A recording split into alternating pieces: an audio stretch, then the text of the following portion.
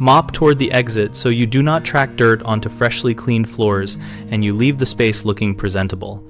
Start at the farthest point from the door and work progressively toward the exit to keep clean water ahead of you and dirty water behind you. Use a figure 8 or S pattern to cover tile or sealed wood evenly and squeeze the mop frequently so you are not just redistributing soil. Rinse or change mop water when it becomes cloudy to avoid redepositing grime, and replace mop heads when fibers are matted or stained to maintain cleaning efficiency.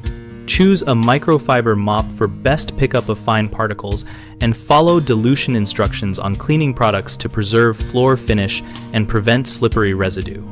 Keep a dry microfiber cloth or dry mop for final pass to remove streaks and accelerate drying time so occupants can safely return sooner. Wear non-marking footwear and set clear wet floor signage at the exit you are moving toward to prevent accidents while you are finishing up.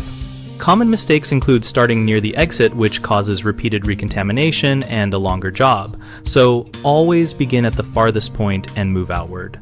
Another issue is using dirty mop water that leaves a film, so monitor water clarity and replace or strain water as needed during the job.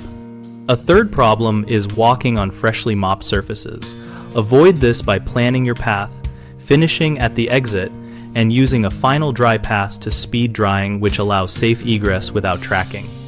BigHomeProjects.com connects homeowners with local contractors and helps contractors find work by listing projects and local pros in one place. We also host a discussion community where we share tips, ask questions, and learn from each other about best cleaning strategies and project planning.